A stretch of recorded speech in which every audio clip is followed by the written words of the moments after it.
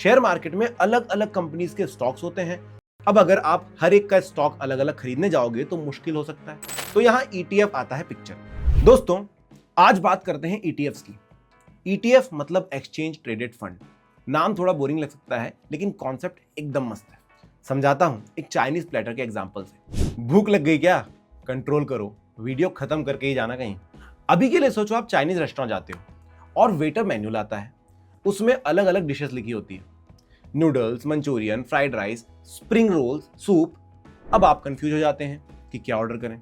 तो वेटर बोलता है, सर एक काम कीजिए, चाइनीज प्लेटर ले लीजिए, थोड़ा थोड़ा सब कुछ मिलेगा। बस ETF भी वैसे ही होता है। शेयर मार्केट में अलग अलग कंपनीज के स्टॉक्स होते हैं, Reliance, TCS, Infosys, HDFC bank etcetera. अब अगर आप हर एक का स्टॉक अलग अलग खरीदने जाओगे तो मुश्किल हो सकता है, टाइम भी लगेगा, पैसा भी ज्यादा लगेगा। तो यहाँ ETF आता है पिक्चर में, एक चाइनीज प्लेटर की तरह। ETF एक ऐसा फंड होता है जो मार्केट के टॉप स्टॉक्स का कॉम्बिनेशन होता है, जैसे निफ्टी 50 ETF। इसमें निफ्टी 50 के टॉप 50 कंपनीज के स्टॉक्स होते हैं जो नेशनल स्टॉक एक्सचेंज पर लिस्टेड है, on the basis of market capitalisation, मतलब थोड़ा थोड़ा सबका।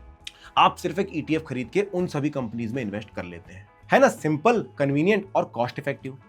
और सबसे अच्छी बात, ये ETFs स्टॉक मार्केट में ही ट्रेड होते हैं। इसका मतलब आप उन्हें बिल्कुल नॉर्मल शेयर्स की तरह बाय सेल कर सकते हो, वो भी रियल टाइम प्राइस पे ड्यूरिंग द मार्केट आवर्स। इस वीडियो में हम ETFs के एडवांटेजेस एंड डिसएडवांटेजेस डिस्कस करेंगे और उसी के थ्रू आपको अच्छे से समझाएंगे ETFs। Advantages of ETFs। पहला एडवांटेज, लो एक्सपेंस रेशो। ETFs का सबसे बड़ा एडवांटेज है उनका लो एक्सपेंस रेशो। सिंपल शब्दों में एक्सपेंस रेशो का मतलब होता है टोटल फीस जो फंड को मैनेज करने के लिए चार्ज की जाती है, जिसमें फंड मैनेजर की फीस के साथ साथ एडमिनिस्ट्रेटिव कॉस्ट, ऑपरेशनल एक्सपेंसेस और अदर मैनेजमेंट चार्जेस भी शामिल होते हैं।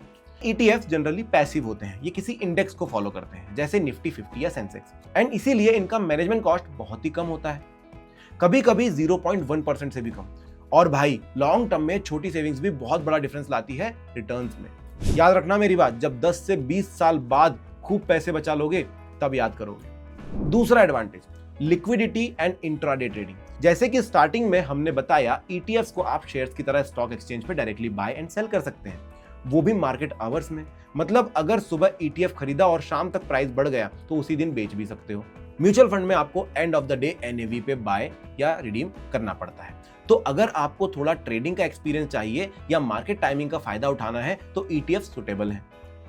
नेक्स्ट है तीसरा एडवांटेज, ट्रांसपेरेंसी। आप देख सकते हैं कि ETF के अंदर कौन से स्टॉक्स हैं और किस वेटेज के साथ हैं। म्यूचुअल फंड्स में ये ट्रांसपेरेंसी वीकली या मंथली होती है। तो अगर आपको डेली पता करना है कि आपका पैसा कहां लगा हुआ है तो ETFs आपके लिए बेटर ऑप्शन है। और अगला एडवांटेज काफी इंपॉर्टेंट है, डाइवर्सिफिकेशन। ETFs एक ही फंड में मल्टीपल स्टॉक्स या एसेट्स कवर करते हैं। जैसे अगर आप निफ्टी 50 ETF लेते हैं तो एक यूनिट खरीदने से पूरी निफ्टी 50 के 50 टॉप कंपनीज में इन्वेस्टमेंट हो जाता है। इससे रिस्क ऑटोमेटिकली डाइवर्सिफाई हो जाता है और रिटर्न्स भी इंडेक्स के साथ अलाइन रहते हैं। अगर एक स्टॉक गिरता है तो दूसरे उस लॉस को बैलेंस कर लेते हैं। एक ही ट्रेड में डाइवर्सिफिकेशन, स्टेबिलिटी और कन्वीनियंस मजेदार तो है, अच्छी भी है। एंड लास्ट एडवांटेज है टैक्स बेनिफिट्स। ETFs पे भी म्यूचुअल फंड जैसे ही टैक्स रूल्स लगते हैं, लेकिन ये डिपेंड करता है कि आपने कौन सा ETF लिया है, इक्विटी ETF या डेट ETF। लेकिन इसका एक बेनिफिट होता है कि ETFs में number of transactions mutual funds के कंपैरिजन में कम होने की वजह से गेन्स भी कम हो सकते हैं। और अगर आप ETF को 1 साल से ज्यादा होल्ड करते हैं इक्विटी ETF के केस में, तो लॉन्ग टर्म कैपिटल गेन पे सिर्फ 12.5% टैक्स लगता है आफ्टर 1.25 लाख रुपए एग्जेम्पशन। हुआ ना फायदा? अब एडवांटेज देखकर चाइनीज प्लेटर ऑर्डर करने मत चले जाना, डिसएडवांटेजेस भी जान लो, कहानी तभी पूरी होगी। Disadvantages of ETFs। तो पहला डिसएडवांटेज है ब्रोकरेज चार्जेस। ETF खरीदने के लिए आपको हर बार ब्रोकरेज देना पड़ता है, बिल्कुल वैसे ही जैसे स्टॉक्स में। अगर आप हर महीने थोड़ा थोड़ा इन्वेस्ट कर रहे हैं तो 10 रुपए 20 रुपए का ब्रोकरेज लग सकता है। और अगर आपका इन्वेस्टमेंट अमाउंट छोटा है तो ये चार्जेस आपके रिटर्न्स का एक बड़ा हिस्सा खा जाते हैं। इसीलिए अपने ट्रेडिंग प्लेटफॉर्म पर ब्रोकरेज चार्जेस जरूर चेक करें, देखें कि कहीं वो ज्यादा तो नहीं। आइडियली ब्रोकरेज चार्जेस आपके इन्वेस्टमेंट का बहुत छोटा सा परसेंटेज होना चाहिए ताकि रिटर्न्स पर ज्यादा इंपैक्ट ना पड़े। छोटी बातें बड़े फर्क लाती है। दूसरा डिसएडवांटेज है डीमैट अकाउंट मैंडेटरी। ETF लेने के लिए डीमैट अकाउंट जरूरी है। म्यूचुअल फंड्स में तो सीधा आप खुद से इन्वेस्ट कर लेते हैं, लेकिन ईटीएफ में बिना डीमैट के कुछ नहीं होता। अब नए इन्वेस्टर्स के लिए एक एक्स्ट्रा स्टेप और थोड़ा एक्स्ट्रा कॉस्ट भी हो सकता है। और अगला डिसएडवांटेज है no SIP in traditional sense. Traditional mutual funds जैसे auto debit SIP feature ETFs में नहीं होता, लेकिन आजकल कुछ प्लेटफॉर्म्स आपको ईटीएफ्स में एसआईपी जैसे एक्सपीरियंस देने के लिए शेड्यूल्ड बाइंग अलाउ करते हैं, लेकिन फिर भी ये म्यूचुअल फंड एसआईपी जितना सीमलेस नहीं होता। हर महीने आपको खुद मैन्युअली मार्केट जाके ईटीएफ खरीदना पड़ता है।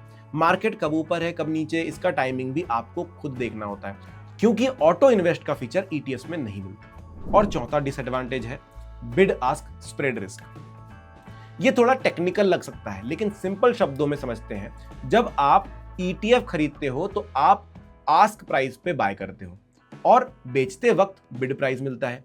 अगर स्प्रेड ज्यादा होता है तो आप ज्यादा प्राइस पे बाय करते हो और कम प्राइस पे सेल करते हो, जिससे लॉस हो सकता है।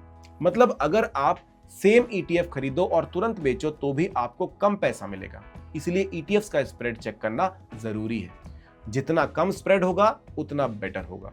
And last, low liquidity in some ETFs.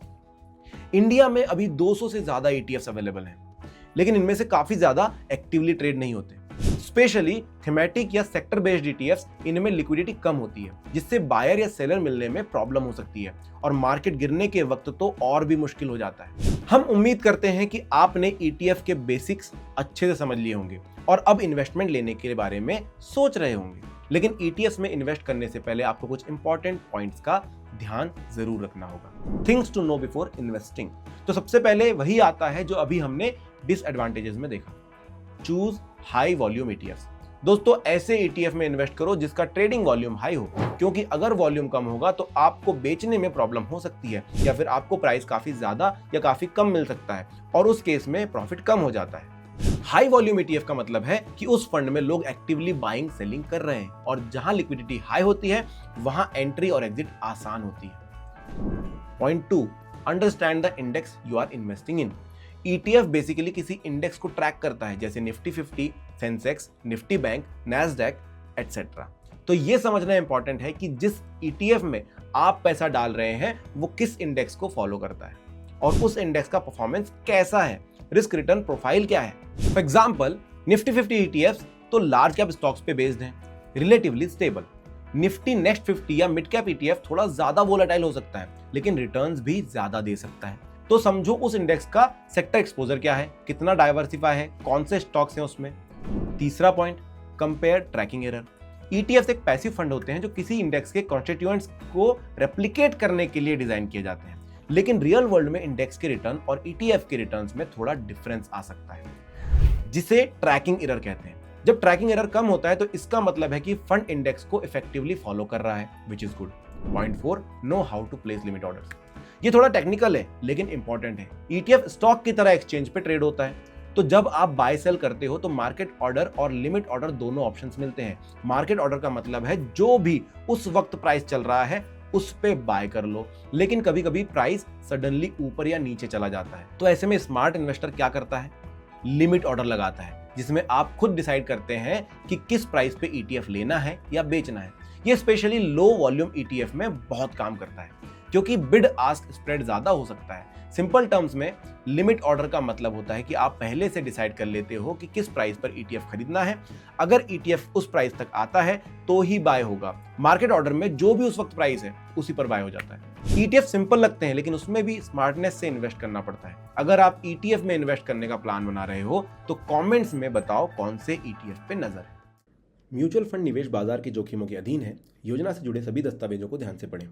Mutual fund investments are subject to market risks. Read all scheme related documents carefully.